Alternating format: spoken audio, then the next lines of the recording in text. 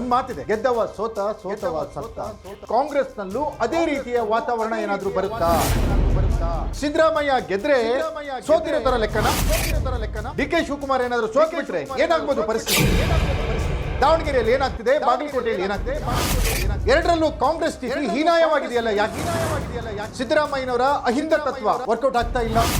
D K Shivakumar ಅವರ ಸಂಘಟನಾ ಚತುರತೆ ಕೆಲಸಕ್ಕೆ ಬರ್ತಾ ಇಲ್ಲ. ಉಪಚುನಾವಣೆಯಲ್ಲಿ ಬಿಜೆಪಿ ಗೆಲ್ಲೋದು ಪಕ್ಕಾ ಅನ್ನೋ ತರ ಇದೆಯಾ? ಬಿಜೆಪಿ ಗೆಲ್ಲೋದು ಪಕ್ಕಾ ಅನ್ನೋ ತರ ಇದೆಯಾ?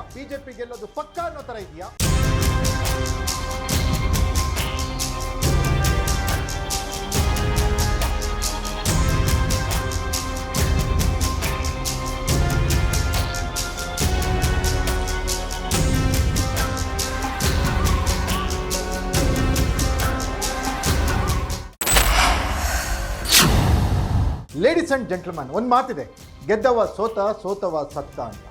ಈ ಉಪಚುನಾವಣೆಯಲ್ಲಿ ಕಾಂಗ್ರೆಸ್ನಲ್ಲೂ ಅದೇ ರೀತಿಯ ವಾತಾವರಣ ಏನಾದರೂ ಬರುತ್ತಾ? ಸಿದ್ದರಾಮಯ್ಯ ಗೆದ್ರೆ ಸೋತಿರೋ ತರ ಲೆಕ್ಕನ? ಡಿ ಕೆ ಶಿವಕುಮಾರ್ ಏನಾದರೂ ಸೋತ್ಬಿಟ್ರೆ ಏನಾಗ್ಬೋದು ಪರಿಸ್ಥಿತಿ? ದಾವಣಗೆರೆಯಲ್ಲಿ ಏನಾಗ್ತಿದೆ, ಬಾಗಲಕೋಟೆಯಲ್ಲಿ ಏನಾಗ್ತಿದೆ? ಎರಡರಲ್ಲೂ ಕಾಂಗ್ರೆಸ್ ಸ್ಥಿತಿ ಹೀನಾಯವಾಗಿದೆಯಲ್ಲ ಯಾಕೆ? ಸಿದ್ದರಾಮಯ್ಯನವರ ಅಹಿಂದ ತತ್ವ ವರ್ಕೌಟ್ ಆಗ್ತಾ ಇಲ್ಲ. ಡಿ ಕೆ ಶಿವಕುಮಾರ್ ಅವರ ಸಂಘಟನಾ ಚತುರತೆ ಕೆಲಸಕ್ಕೆ ಬರ್ತಾ ಇಲ್ಲ. ಯಾಕೆ ಹಾಗಾದ್ರೆ?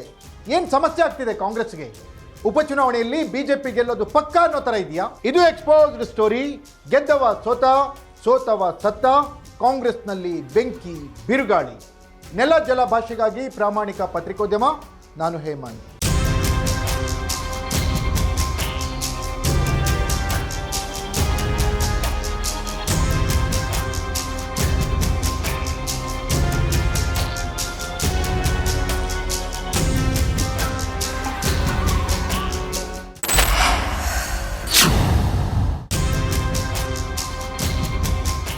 ಎಸ್ ವೀಕ್ಷಕರು, ಯಾರಾದರೂ ಕೋರ್ಟು ಕಚೇರಿ ಓಡಾಡುವಾಗ ಒಂದು ಮಾತನ್ನು ಹೇಳ್ತಾರೆ, ಗೆದ್ದವ ಸೋತವ ಸತ್ತ ಅಂತ. ಈಗ ಅದೇ ಪರಿಸ್ಥಿತಿ ಕಾಂಗ್ರೆಸ್ ನಾಯಕರಿಗೆ ದಾವಣಗೆರೆ ಮತ್ತು ಬಾಗಲಕೋಟೆಯಲ್ಲಿ ಬಂದೊದಗಿದೆ. ದಾವಣಗೆರೆ ಮತ್ತು ಬಾಗಲಕೋಟೆಯಲ್ಲಿ ಸದ್ಯದ ಪರಿಸ್ಥಿತಿ ಕಾಂಗ್ರೆಸ್ಗೆ ಅಷ್ಟು ಆಶಾದಾಯಕವಾಗಿಲ್ಲ. ಗೆಲುವಿನ ಭರವಸೆ ಕಾಂಗ್ರೆಸ್ ನಾಯಕರಿಗೆ ಸಿಗ್ತಾ ಇಲ್ಲ. ಎರಡೂ ಕ್ಷೇತ್ರಗಳಲ್ಲೂ ತನ್ನದೇ ಆದ ತಪ್ಪಿನಿಂದ ಕಾಂಗ್ರೆಸ್ ಪಾಠ ಕಲಿತಾ ಇದೆಯಾ ಹಾಗಾದರೆ ಈ ಬಾರಿ? 2 ವರ್ಷಗಳಲ್ಲಿ ಚುನಾವಣೆ, ಮುಂದಿನ 2028ರ ಚುನಾವಣೆಗೆ ದಿಕ್ಸೂಚಿ. 2 ಕ್ಷೇತ್ರಗಳು ಕಾಂಗ್ರೆಸ್ಸಿಗೆ ಸಂಬಂಧಪಟ್ಟಿದ್ದು. 2 ಕ್ಷೇತ್ರಗಳಲ್ಲೂ ಕಾಂಗ್ರೆಸ್ ಶಾಸಕರಿದ್ದರು. ಆದರೂ ಕೂಡ ಕಾಂಗ್ರೆಸ್ ಯಾಕೆ ಇಂತಹ ಹೀನಾಯ ಸ್ಥಿತಿ?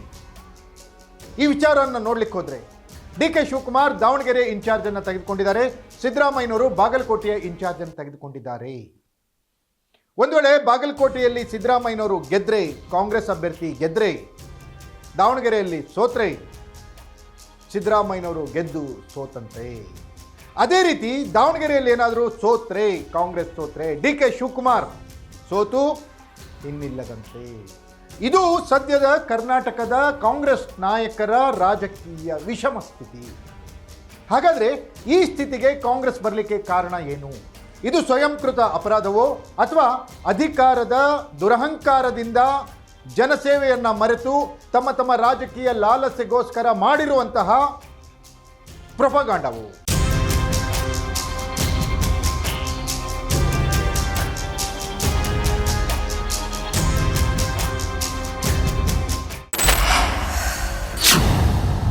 ಎಸ್ ವೀಕ್ಷಕರೇ, ನಾವು ಗ್ಯಾರಂಟಿ ಕೊಟ್ಟಿದ್ದೀವಿ. ಗ್ಯಾರಂಟಿಯನ್ನು ನಂಬಿ ಜನ ನಮ್ಗೆ ಓಟ್ ಕೊಡ್ತಾರೆ ಅಂತ ನಿರೀಕ್ಷೆಯಲ್ಲಿದ್ದ ಕಾಂಗ್ರೆಸ್ಗೆ ಬರಸಿಡಿಲು ಬಡ್ದಂಗಾಗಿದೆ. ಗ್ಯಾರಂಟಿ ವರ್ಕೌಟ್ ಆಗೋದು ಕಷ್ಟ ಅನ್ನುವಂಥ ಮಾತುಗಳು ಬರ್ತಾ ಇವೆ. ಗ್ಯಾರಂಟಿಯಲ್ಲಿರೋ ನ್ಯೂನತೆಗಳು ಜನರ ಮನಸ್ಸಿನಲ್ಲಿ ಹಾಗೆ ಉಳ್ಕೊಂಡಿವೆ.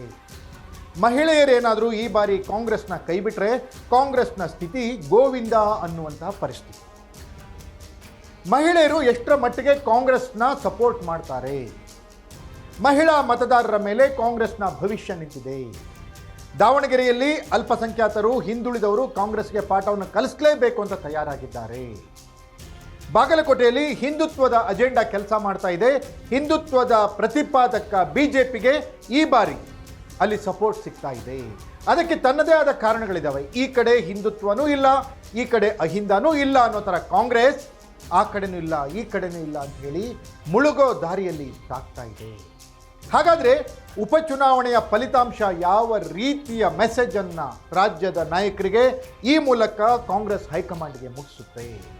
ಇಲ್ಲಿ ಸಿದ್ದರಾಮಯ್ಯನವ್ರು ಗೆಲ್ತಾರಾ? D K Shivakumar ಗೆಲ್ತಾರಾ?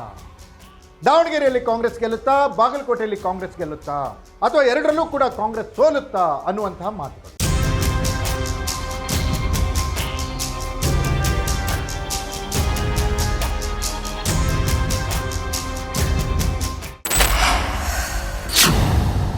ಈ ಎಲ್ಲದಕ್ಕೂ ಮತದಾರನ ಮನಸ್ಸಿನಲ್ಲಿ ಏನಿದೆ ಅನ್ನೋದು ಮಾತ್ರ ಉತ್ತರ. ಇದಾಗಿತ್ತು ಎಕ್ಸ್ಪೋಸ್. ನೆಲ ಜಲ ಭಾಷೆಗಾಗಿ ನೋಡ್ತಾ ಇರಿ ಫೋಕಸ್ ಟಿವಿ.